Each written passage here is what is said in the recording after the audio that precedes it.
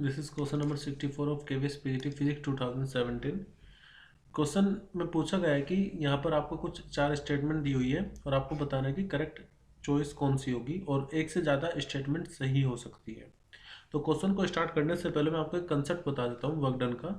देखो, work done का simple formula होता है एफ डॉट एस। तो वर्क डन होता है फोर्स और डिस्प्लेसमेंट का dot product F dot S. ठीक है, और इसी को आप इस तरह से भी लिख सकते हैं W इक्वल टू, एक मिनट, तो ये दो फॉर्मूले वर्क डन के F.S या फिर Fs cos थीटा, मतलब एक्चुअली डॉट प्रोडक्ट में cos थीटा आ जाता है। ये थीटा जो होता है ये होता है angle between force and displacement. ठीक है, और क्योंकि वर्क डन F.S पर डिपेंड कर रहा है, मतलब डॉट प्रोडक्ट है दो वेक्टर क्वांटिटी का, तो हमेशा वर्क डन कैसी क्वांटिटी होगी? Scalar quantity. जब भी दो वेक्टर का डॉट प्रोडक्ट हो तो रिजल्ट में हमें एक स्केलर क्वांटिटी मिलती है, और वर्क डन का SI यूनिट होती है जूल। तो मैं आपको सब कुछ कंसेप्ट बताता रहूँगा, फिर उसके बाद क्वेश्चन करेंगे। तो देखिए, तीन तरह के वर्क डन होते हैं, एक होता है पॉजिटिव, एक होता है नेगेटिव, और एक होता है जीरो वर्क डन। हालांकि हमें इस क्वेश्चन में नेगेटिव वर्क डन का ही कंसेप्ट यूज करना होगा, बट इवन देखिए, अगर मान लीजिए फोर्स और डिस्प्लेसमेंट सेम डायरेक्शन में हो, फोर्स भी इधर लग रही है और डिस्प्लेसमेंट भी इधर ही हो रहा है, तो उस टाइम पे जो वर्क डन आता है वो होता है पॉजिटिव। एग्जाम्पल, मान लीजिए कि आप इस ब्लॉक को इस तरफ खींच रहे हैं फोर्स लगा करके, और इसी तरफ आ भी रहा है, तो वर्क डन कैसा हो जाएगा? पॉजिटिव। नेगेटिव क्या होता है? मान लीजिए फोर्स तो आप इस तरफ लगा रहे हैं, लेकिन हमेशा आपको पता है कि एक फ्रिक्शन फोर्स अपोजिट डायरेक्शन में काम करता है ना, फ्रिक्शन फोर्स। तो फोर्स आपने इधर लगाई, उसकी वजह से एक फ्रिक्शन फोर्स आई, डिस्प्लेसमेंट मान लीजिए इधर हो रहा है, तो अगर आप वर्क डन देखोगे बाय द फ्रिक्शन फोर्स तो वो नेगेटिव आएगा। क्यों? क्योंकि आप ये देखिए, कोस, यहाँ पर एंगल कितना हो गया? थीटा, 0 डिग्री, यानी कोस की वैल्यू, कोस थीटा की वैल्यू कितनी आएगी? पॉजिटिव। यहाँ पर 180 डिग्री हो जाएगा एंगल, डिस्प्लेसमेंट और फ्रिक्शन फोर्स के बीच में एंगल कितना हो गया? 180 डिग्री। और कोस 180 डिग्री की वैल्यू कैसी होती है? -1, तो नेगेटिव आएगा।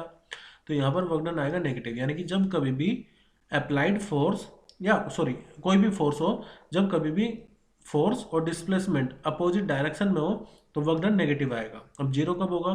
तो जब फोर्स और डिस्प्लेसमेंट के बीच में थीटा की वैल्यू 90 डिग्री है तो वर्क डन जीरो होता है। वर्क डन कितना होता है? जीरो, क्योंकि कोस 90 की वैल्यू जीरो होती है। अब ये कब होता है? मान लीजिए कोई ऑब्जेक्ट है, सर्कुलर मोशन में, है, और यहाँ पर उसका जो डिस्प्लेसमेंट होगा और उस पर जो सेंट्रीपिटल फोर्स लगेगी वो हमेशा परपेंडिकुलर होगा। आप इसको ऐसे भी कह सकते हैं, कोई भी मान लीजिए सैटेलाइट है, किसी प्लेनेट के चारों तरफ रिवॉल्व कर रही है, या कोई भी प्लेनेट है सन के चारों तरफ रिवॉल्व कर रहा है, तो ऐसे में वर्क डन उसका जीरो होगा। ठीक है, और या फिर आप किसी सर्कुलर पाथ में मूव कर रहे हो तो भी वर्क डन कितना होगा? जीरो। फिलहाल हमें बात करनी है नेगेटिव वर्क डन की। मैंने आपको बताया नेगेटिव वर्क डन कब होगा? जब फोर्स और डिस्प्लेसमेंट दोनों अपोजिट डायरेक्शन में होंगे। अब सभी स्टेटमेंट पढ़ते हैं।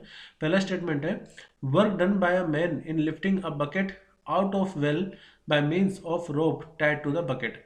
यानी कि स्टेटमेंट ए में बोला गया है, work done by man in lifting a bucket out of well by means of rope. यानी कि मान लीजिए कोई आदमी है कुएं से पानी निकाल रहा है, तो होगा क्या है कि आप अगर इसको देखो तो जो आदमी है वो फोर्स किस तरफ लगा रहा है? ऊपर की तरफ, और जो बाल्टी आ रही है वो भी ऊपर की तरफ आ रही है, यानी कि डिस्प्लेसमेंट भी ऊपर की तरफ हो रहा है। तो ऐसे में दोनों के बीच में एंगल कितना हो जाएगा? 0 डिग्री। और जो वर्क डन आएगा वो कैसा आएगा? पॉजिटिव। लेकिन हमें क्या करना है?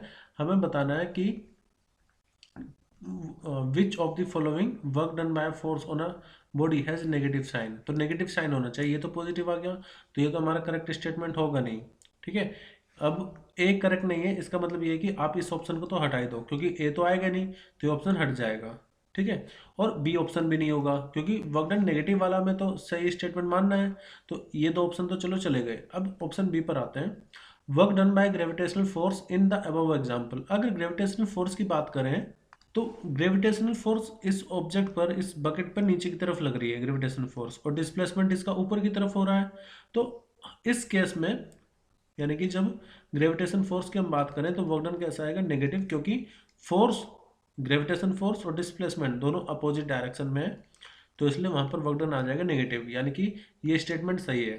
अब देखो, दो ही बचे हमारे पास, ए और डी। तो आप उस स्टेटमेंट पर जाओ जिसमें ऑप्शन बी आ रहा है। अब इसमें तो बी है ही नहीं, तो हमारा देखो जब इसमें बी नहीं है तो इसको भी हटा दो, तो करेक्ट आंसर कितना कौन सा आ जाएगा, ऑप्शन डी। देखो सिर्फ दो ही स्टेटमेंट पढ़ करके हम राइट कंक्लूजन पर पहुंच गए हैं। हमारा ऑप्शन क्या होगा, सही ऑप्शन होगा डी, बी और सी। अब सी भी देख लेते हैं। वैसे तो work done by friction on a body, ये तो मैंने आपको हमें यहीं पर बता दिया था कि work done by friction force हमेशा कैसा होता है, नेगेटिव, क्योंकि फ्रिक्शन फोर्स हमेशा अपोजिट डायरेक्शन में लगता है मोशन के, तो इसलिए सी स्टेटमेंट भी सही होगी। डी स्टेटमेंट है work done bye N applied force on a body moving on a rough. देखो वर्क डन यही कह रहा है कि मान लीजिए कोई रफ हॉरिजॉन्टल प्लेन है, इस पर आप फोर्स लगा रहे हो, तो जब आप फोर्स लगा रहे हो तो उसी तरफ डिस्प्लेसमेंट भी होगा, तो वर्क डन कैसा हो जाएगा, पॉजिटिव। तो ये स्टेटमेंट हमारी रॉन्ग हो जाएगी। ठीक है, हमें तो सिर्फ ये बताना था कि नेगेटिव वर्क डन किस में होगा, तो फर्स्ट ये स्टेटमेंट भी गलत है, सिर्फ बी और सी स्टेटमेंट सही है, क्योंकि हमें नेगेटिव वर्क डन के बारे में बताना था कि किस किस में नेगेटिव वर्क डन होगा।